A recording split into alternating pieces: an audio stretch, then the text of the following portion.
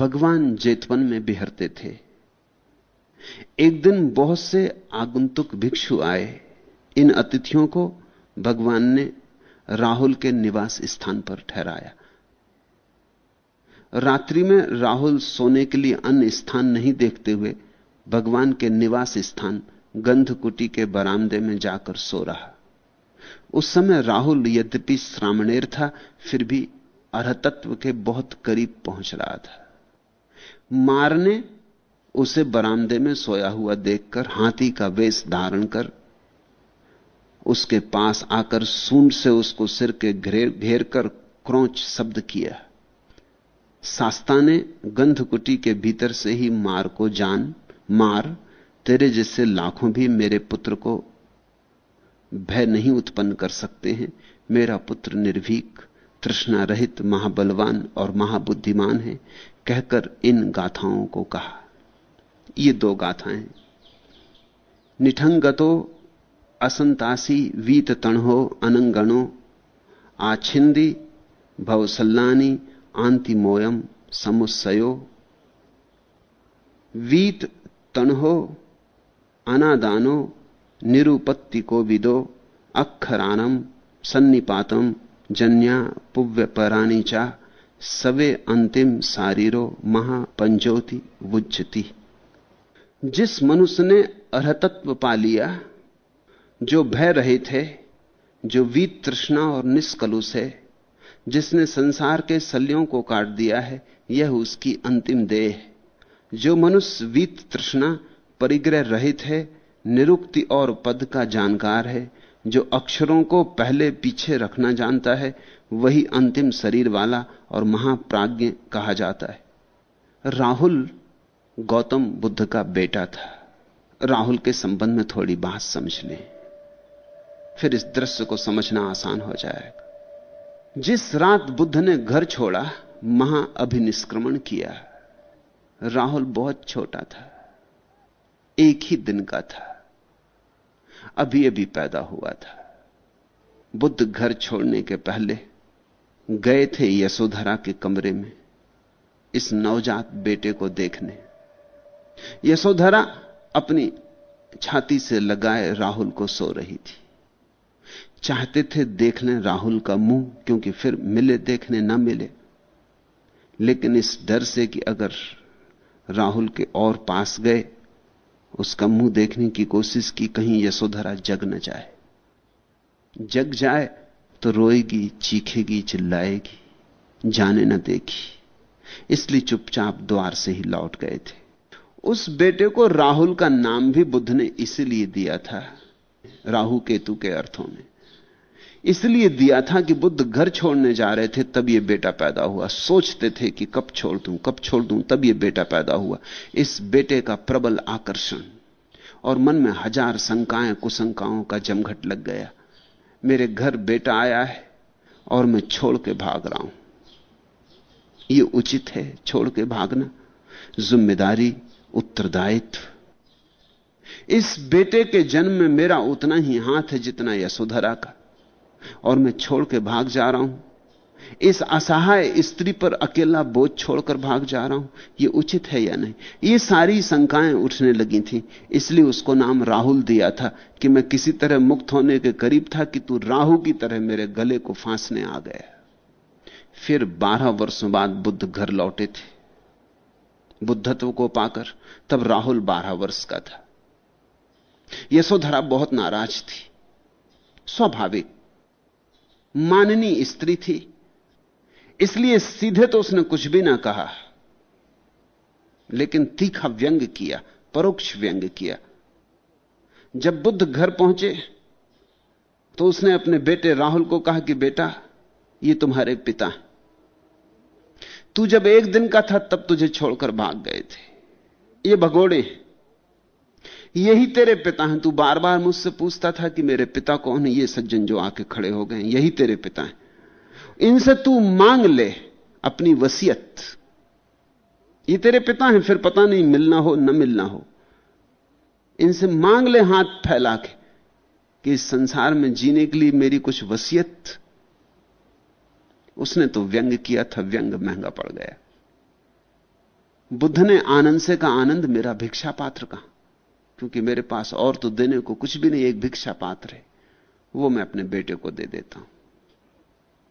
लेकिन भिक्षा पात्र तो भिक्षु को दिया जा सकता है। भिक्षा पात्र दे के बुद्ध ने कहा, बेटा तू भिक्षु हो गया, तू संन्यास्त हो गया। मेरे पास संसार की कोई संपदा नहीं है, संन्यास की संपदा है, तू उसका मालिक हो गया। महंगा पड़ गया व्यंग। राहुल भी बेटा तो बुद्ध का था, उसने नानुच भी ना की, उसने चरण छुए और बुद्ध के पीछे हो लिया। यशोधरा तो बहुत घबराई, पति तो गया ही गया, बेटा भी गया। तब कोई और उपाय ना देख उसने बुद्ध से कहा, फिर मुझे भी भिक्षुणी बना ले, अब मैं किसके लिए रहूंगी। ऐसे राहुल के कारण यशोधरा भी भिक्षुणी बनी। राहुल अद्भुत बेटा था, 12 साल के बच्चे से यह आशा करनी, पर बुद्ध का बेटा था तो अद्भुत होना चाहिए। 12 साल के बेटे से यह अपेक्षा करनी, लेकिन वो भिक्षु की तरह रहा। चूंकि छोटा था, इसलिए जो भिक्षुओं का प्रथम द्वार है श्रामणेर, उसकी ही दीक्षा उसे बुद्ध ने दी थी। लेकिन श्रामणेर रहते हुए भी वो छोटा सा बच्चा अरहत की अवस्था के करीब आ गया था, बुद्ध होने के करीब आने लगा था। मार का हमला तभी होता है जब कोई बुद्ध होने के करीब आने लगता, उसके पहले हमला नहीं होता। तुम्हारा अगर शैतान से मिलना नहीं हुआ है तो उसका कारण यह नहीं कि शैतान नहीं है, उसका केवल इतना ही कारण कि तुम अभी इस योग्य नहीं कि शैतान तुम पर ध्यान दे। उसके लिए पात्रता चाहिए, योग्यता चाहिए। तुम में शैतान को कुछ रस नहीं है, तुम गड्ढे में वैसे ही पड़े हो। शैतान तुमसे जो करवाए वो तुम अपने आप ही कर रहे हो। शैतान तुम्हें जहां ले जाए तुम अपनी मर्जी से ही जा रहे हो, वो शैतान और क्या करे, तुम्हारे साथ कोई उपाय नहीं। शैतान तो तुम्हारे जीवन में तभी प्रकट होता है जब तुम्हारे जीवन से बुराई गिरने के आखिरी स्थल पर आ जाती। शैतान कोई बाहर नहीं है, शैतान तुम्हारे मन की आखिरी चेष्टा है तुम्हें बंधन में रखने के लिए। शैतान का इतना ही अर्थ है कि तुम्हारा मन अपनी मालकियत तुम पर आसानी से नहीं छोड़ देगा, लेकिन जब तक तुम खुद ही उसके गुलाम हो तब तक मालकियत कायम करने की कोई जरूरत भी नहीं है। तुम गुलाम हो ही जब तुम मालिक होने लगते हो और मन को यह लगता है कि अब मैं गया, अब मेरी मालकियत गई, अब यह आदमी होश संभालता जा रहा है, जल्दी ही मेरी हुकूमत समाप्त हो जाएगी, इसकी हुकूमत आने के करीब। तब मन अपनी सारी ताकत को इकट्ठा करके, और बड़ी ताकत है मन की, क्योंकि जन्मों जन्मों से मन मालिक रहा है, उसे तुम्हारे सारी कमजोरियां पता हैं, उसे तुम्हारे सारे भय पता हैं, उसे तुम्हारी सारी वासनाएं पता हैं, वो तुमसे भली भांति परिचित है। वो जानता है तुम कहां कहां कमजोर हो, वो कमजोर स्थल पर उंगली रख के दबाना जानता है। तुमसे उससे ज्यादा परिचित और कौन है? जन्मों जन्मों में उसने तुम्हें जाना है। शायद मारने इसलिए हमला किया। इस घटना में कुछ अतिथि आ गए हैं, उनको ठहराने की जगह चाहिए, तो राहुल का कमरा उनको दे दिया गया है। रात राहुल सोने के लिए जगह नहीं पाया, कोई और उपाय ना देखकर जहां बुद्ध ठहरे थे उस गंधकुटी में, बुद्ध जहां ठहरते थे उस कुटी का नाम गंधकुटी होता था, क्योंकि बुद्ध में एक गंध है परलोक की। जहां ठहरते थे उसका नाम गंधकुटी रखा जाता था। वहां परमात्मा की सुगंध होती, वहां बिना किसी सुगंध के सुगंध होती, वहां बिना किसी वाद्य के संगीत बजता, वहां एक रोशनी होती अंधेरे में भी, वहां बुद्धत्व का वास था। वह जगह मंदिर थी। कोई जगह ना देख के राहुल फिर बुद्ध की गंधकुटी के बाहर बरामदे में जाके सो रहा। एक तो राहुल धीरे धीरे, यद्यपि ऊपर से श्रामणेर था, बच्चा था, लेकिन भीतर थिर होता जा रहा था। अंतिम घड़ी करीब आ रही थी और शायद उस दिन अंतिम घड़ी बहुत करीब आ गई बुद्ध के सानिध्य के कारण। पहली बार बुद्ध के बरामदे में सोया था राहुल। बुद्धत्व की मौजूदगी, उसके भीतर जो जागता हुआ बुद्धत्व है, उसको बड़ा सहारा बन गई होगी। यही तो साधु संग का रहस्य और राज है। अगर तुम किसी साधु के पास हो तो तुम्हारे भीतर साधुता को छलांग लेने की सुविधा ज्यादा होगी। तुम अगर असाधु के पास हो तो तुम्हारे भीतर जो शैतान है उसका बस तुम पर ज्यादा होगा, क्योंकि आदमी अनुकरण से जीता है। तुमने कभी ख्याल किया, 4 आदमी उदास बैठे हो और तुम भी उनके पास जाके बैठ जाओ, तुम उदास हो जाते हो। 4 आदमी हंसते हो, तुम उदास आए थे, 4 आदमियों को हंसते देख के तुम भी मुस्कुराने लगते, हंसने लगते, भूल ही जाते। बुद्धत्व की सन्निधि उस रात, बुद्ध अपनी गंधकुटी में भीतर सोए हैं, राहुल बाहर बरामदे में लेट रहा है। शैतान ने हमला किया, मार ने हमला किया। मार जानता है, छोटा बच्चा है, अभी 12-13 साल का है। काम वासना के द्वारा इस पर हमला नहीं किया जा सकता। काम वासना का हमला तो 14 साल के बाद हो सकता है। 2 ही हमले संभव है, या तो काम या भय। छोटा बच्चा भय के द्वारा ही डमाडोल किया जा सकता है। जवान आदमी शायद भय से डमाडोल ना हो, लेकिन काम वासना से डमाडोल होता है। यह छोटा बच्चा है, इसके पास नंगी अप्सराएं नचाने से कुछ भी ना होगा। वो ऋषि मुनियों के पास नचाना ठीक है। ये छोटी बच्चा है, ये इसको समझेगी नहीं। ये शायद बैठ के मजा लेने लगे, सोचे क्या हो रहा है, तमाशा हो रहा है, इसमें कुछ परिणाम ना होगा नंगी अप्सराएं नचाने से। ये शायद मस्त होकर सो जाए कि ठीक है, नाचो, खूब नाचो, जितना नाचना हो। इसमें कोई परिणाम ना हो, क्योंकि परिणाम तभी हो सकता है जब वासना सजग हो गई हो। बूढ़े में हो सकता है, कभी कभी तो जवान से भी ज्यादा होता है बूढ़े में, क्योंकि जवान में शक्ति भी होती है, वासना भी होती। बूढ़े में वासना तो उतनी की उतनी होती, शक्ति खो गई होती। तो जवान में शक्ति भी होती, वासना भी होती, चाहे तो अपनी शक्ति से वासना को दबाए रख सकता है। लेकिन बूढ़े के पास शक्ति भी नहीं बचती, वो अपनी वासना को दबा भी नहीं सकता। बूढ़ा बड़ा अवश्य हो जाता है। वासना उतनी की उतनी होती, उतनी ही जवान जितनी पहले थी, और जो ताकत थी जवानी की वो खो जाती। एक दफा एक सन्यासी मुझे काशी में मिलने आए, उनकी कोई 40-42 साल की उम्र थी। उन्होंने मुझसे कहा कि मैं आपसे एक ही बात पूछने आया हूं, वासना का बड़ा मुझ पर हमला होता है। मैंने कहा तुम घबराओ मत, वासना और सन्यासियों का पुराना नाता रिश्ता है, ये सदैव से होता रहा। तुमने ऋषि मुनियों की कहानियां पढ़ी? उन्होंने कहा पढ़ता हूं, पढ़ता क्या हूं, अब देख ही रहा हूं अपने आप, ऐसे ही हो रहा है। मगर मैं अपने काबू से हटता नहीं, अपने नियंत्रण से हटता नहीं, चाहे कुछ भी हो जाए। मैं आपसे यही पूछने आया हूं कि यह कब तक होता रहेगा? मैंने कहा यह तो सदा होगा, 45 साल के बाद मुश्किल में पड़ोगे, क्योंकि फिर इतनी ताकत ना होगी दबाने की। इसलिए दबाने पे अगर भरोसा किया तो बुढ़ापे में मुश्किल में पड़ जाओगे। दबाने पे भरोसा मत करो। ताकत के 2 उपयोग हो सकते हैं, या तो दबाओ या ताकत को होश बनाओ, स्मृति बनाओ। या तो ताकत दमन बन जाए या जागरण बन जाए। जागरण बने तो ही ठीक है, दमन से कुछ भी ना होगा। उन्होंने कहा आप भी क्या बात कर रहे हैं? मैं तो सदा यही सोचता रहा कि जवानी है और कितने दिन, और 2-4-10 साल की बात है, 50 साल के बाद फिर क्या होना, फिर तो बुढ़ापा आ जाएगा। आप क्या बात कर रहे हैं?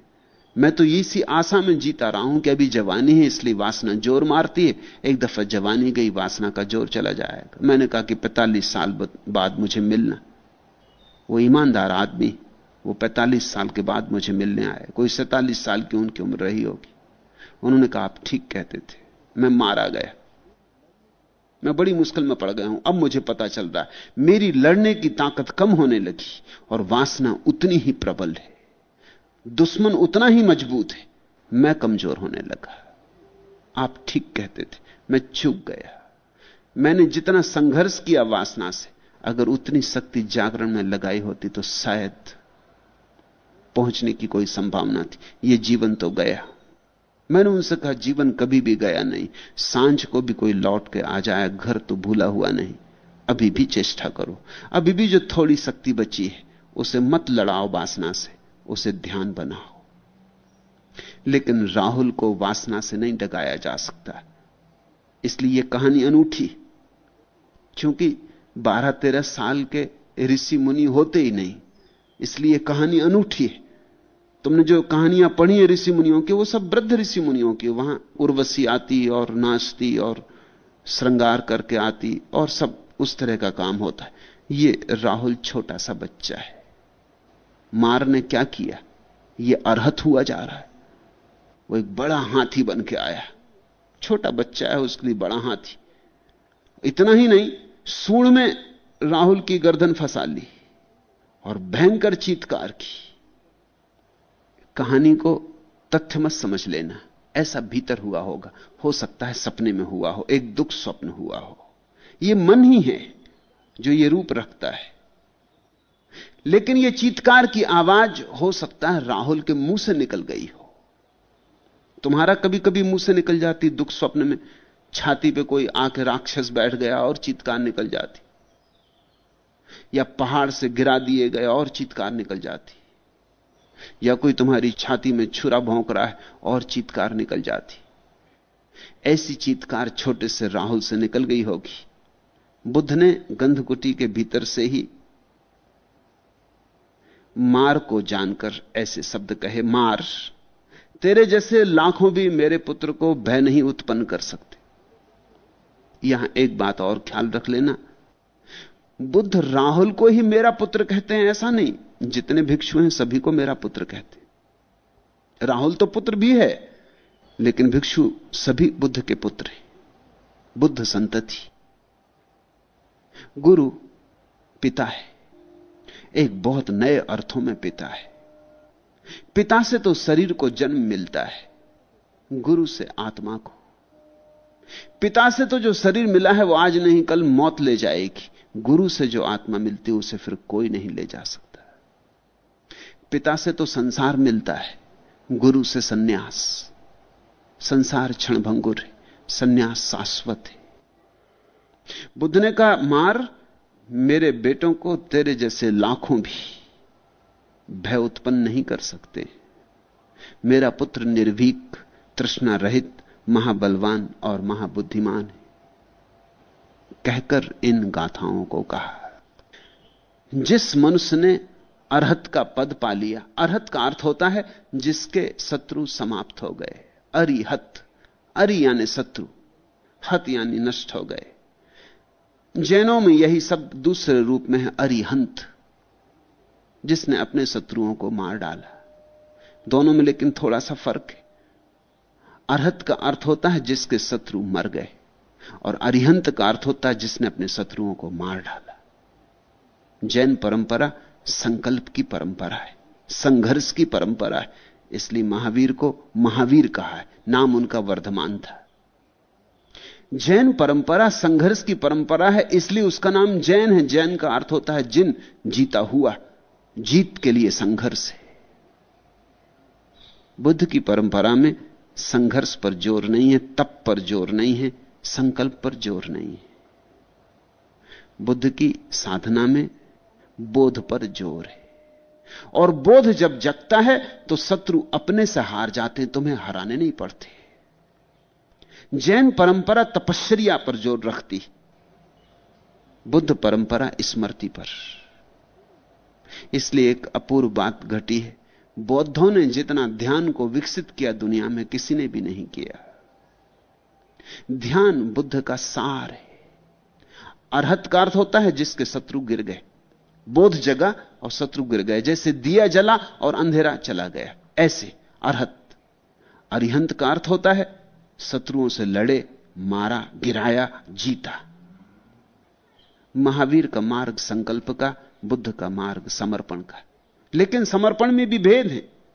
बुद्ध का मार्ग ऐसे समर्पण का नहीं जैसे नारद का या मीरा का। उनके समर्पण का अर्थ है ईश्वर के प्रति समर्पण। बुद्ध के समर्पण का अर्थ है संघर्ष नहीं, शांत भाव, अपने भीतर ही विश्राम को उपलब्ध हो जाना, किसी के चरण नहीं गहने। कोई परमात्मा नहीं है जिसके चरणों में चले जाना है, अपने में ही डूब जाना है। लड़ना नहीं है, अपने बोध में समाहित हो जाना है। जिसने अरहत के पद को पा लिया वो सदा भय रहित है। बुद्ध ने कहा, जो वीत तृष्णा और निष्कलुष है, जिसने संसार के सलियों को काट दिया, यह उसकी अंतिम देह। मार को उन्होंने कहा, सुन पागल, ये राहुल की अंतिम देह है, अब तू इसे डरा ना सकेगा। ये तो आखिरी घड़ी आ गई इसकी, इसके बाद इसकी दोबारा देह होने वाली नहीं है, ये फिर नहीं जन्मेगा।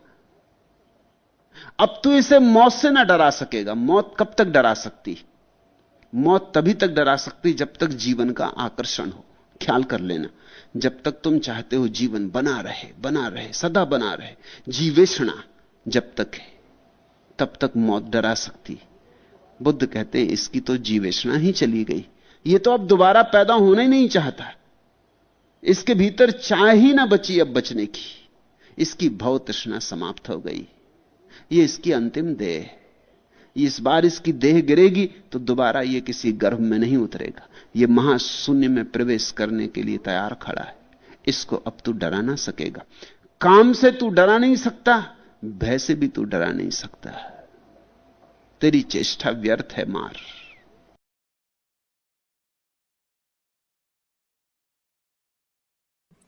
लाइक करें, कमेंट करें और सब्सक्राइब करना बिल्कुल मत भूलें। Please please please please.